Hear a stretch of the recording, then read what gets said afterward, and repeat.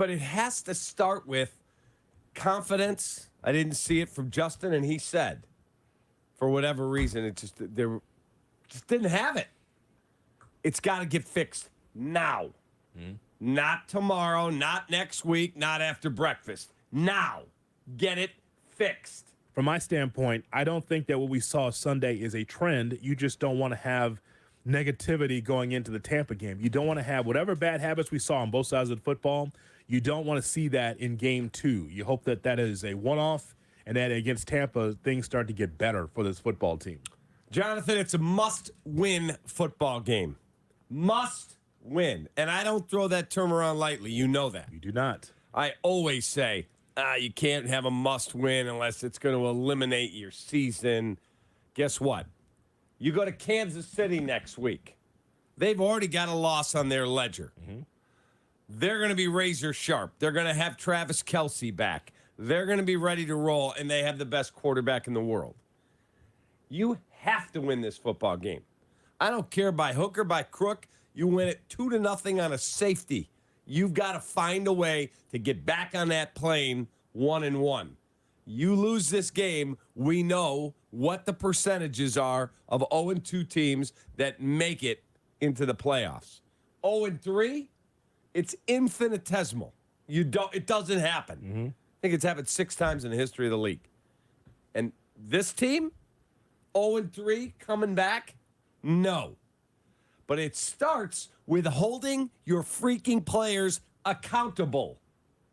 I was overjoyed that Matt Eberflus, who does not say a lot at the podium, said everything's on the table when asked about Chase Claypool. What Chase Claypool did on Sunday was embarrassing. He embarrassed himself. He did not play like a professional football player. No effort. Nothing. So him, Nate Davis, hold these freaking guys accountable. You got a hits principle? Use it. Well, when I look at the wide receiver position in particular when it comes to Claypool, Cap, you know that he's behind the 8 ball because you have DJ Moore, you have Darnell Mooney, you even got Cole Kmet as a tight end. I guess my whole thing with Claypool is that whatever the team asks you to do, if that is blocking, then you have to be able to block to open up the running game, for instance, for Herbert or for Roschon Johnson or for Foreman. If that means you got to block to be able to help your other wide receiver teammates that we just talked about, then you got to do it. I know that for Claypool, from his standpoint, he's got something to prove. Coming from the Steelers, not so great with the Bears last year, and then here you go, right? I'm sure in his mind's eye, hey, man, I should be getting 10 or 12 receptions. Well, you know what? You're deep on the depth chart. So I guess the whole point for him is whatever the coaching staff wants me to do, I've got to do it. I got to be able to help as much as possible. Now, as far as him being a target, I mean, there was a deflected pass there. You know, he really didn't get a chance to get into the offense. But the little things, Cap, is needed for this football team. It's more than big plays. It's the little things that stand out on tape in which the coaching staff will say, you know what, you're active and you belong. That's fair or not? That's fair. That is fair. But it has to start with confidence. I didn't see it from Justin, and he said, for whatever reason, it just didn't have it. It's got to get fixed now. Not tomorrow, not next week, not after breakfast. Now, get it fixed.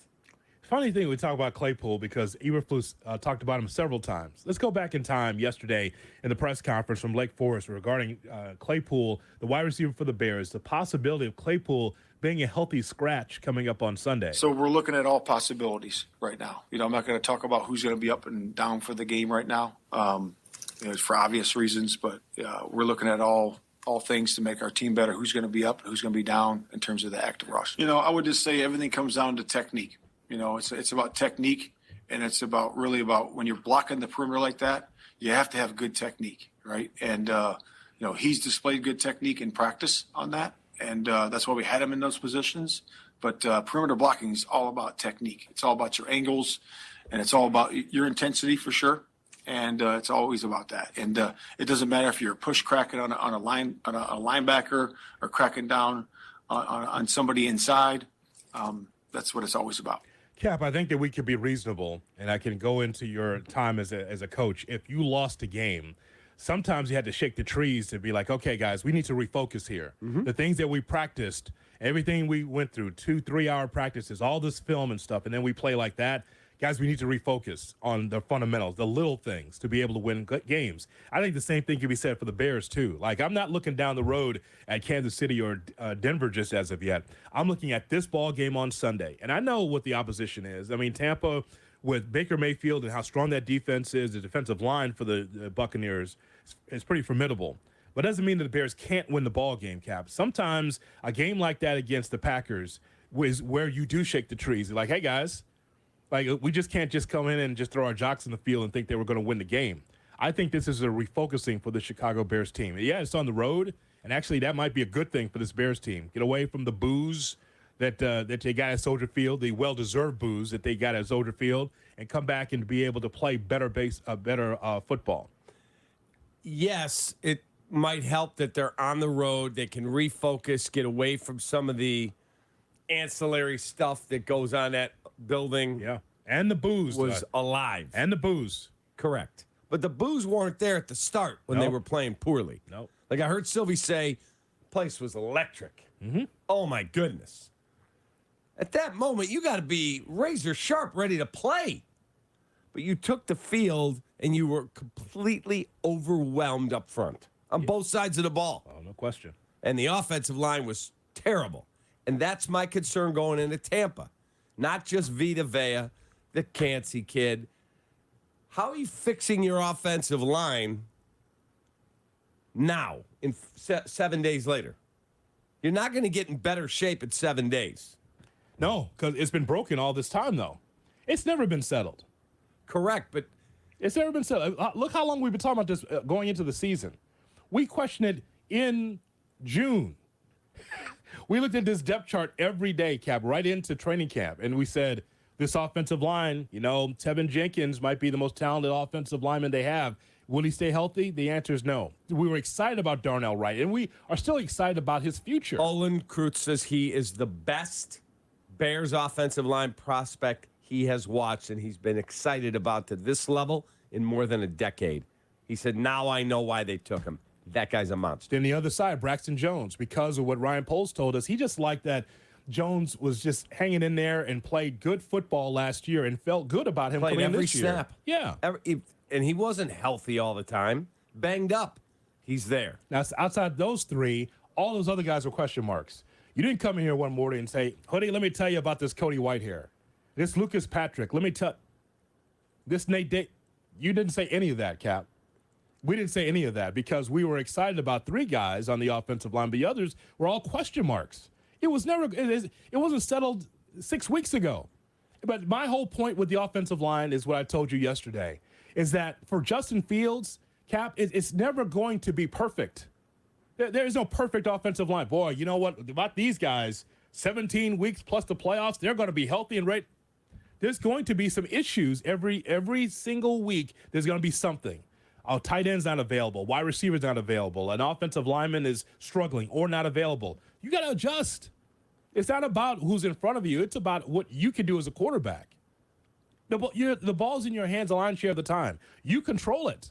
So no matter how rickety your offensive line is, you got to work. You got to adjust. He had to do it last year. Why not this year? Yes, I agree with that. The problem is that Cody Whitehair gives you a professional effort. He may not be the best player, plus he's got a banged-up hand. Lucas Patrick's not a very good center. He's just not very good. Need one. You actually need one. That's one mistake I think they made. They should have addressed center, but they thought Cody Whitehair would play center. Then he hurt his hand. Okay. Love the right tackle. The right guard embarrassed himself on Sunday. He embarrassed himself and his family. Who's that? That guy's getting destroyed. 9 quarterback pressures. Getting crushed. Well, how did you not come ready to play?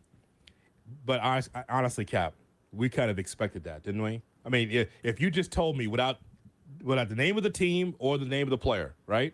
Here's a guy here that hasn't played all preseason, Cap. Here's a guy here that just stands on the sidelines. Here's a guy here that doesn't care about practice. And then you plug him in, and he's active, and he performs like that. Never mind about the team or the name. Just anybody. You think that guy can flourish? The answer is no.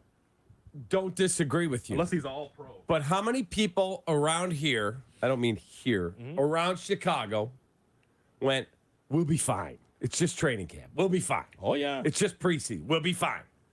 It was like a freaking beacon. We are going to get destroyed. We are going to get destroyed. We are going to get destroyed. And that's exactly what happened. That's exactly what happened. Training camp matters. Guys' availability and being ready to play matter, not just getting there. It's not Patrick Mahomes. You're right. 100% right. Mahomes played in the preseason some. Yep. Gave a damn. He did. Andy Reid said, my guy's got to be ready to play. And they still lost. But he's the best there is. He's won 2 Super Bowls. I just am blown away that guys come into camp and they're not in the best of shape. Nate Davis. And then he starts on Sunday and just gets overwhelmed and people are surprised. That was like, here's the cliff notes of how it's going to go. The sports society has changed, Cap. We've talked about this on and off the air. The sports society has changed. Anytime that you have a section of fans, broadcasters, whatever, that will tell you that practice doesn't matter because when the season starts, the green light will be on, everyone will play well. That's just nonsense. I mean, look, don't take it from us. Take it from Tom Thayer or Tom Waddle or Olin Kreutz or people that or Lance Briggs that will tell you like, yeah, man, we like to get out there so we can have a feel of the game. And then you get this section of fans who's like, oh, it's only practice. Why does it matter? Why does it matter? Is because 38-20, that's why it matters. Correct. Now, you're going to lose games. But then when you have players that are not playing hard or just take it for granted or have a head coach that's allowing it to happen, because that's a deeper conversation we have to have today. If you have a coaching staff that allows it to happen, then you can't be surprised at the results. Correct. It's I very want simple. people held accountable if they're not ready to play. If you play poorly, that happens. Sure. You're going The to lose other games. team gets paid, man. Yeah. Jordan Love had a really good game. Really good. Guess what? They won. But when you show up and you don't give max effort to me, max effort's all I ask. Well, we had multiple guys, I'm talking about Claypool and Davis, that did not do their job. Period.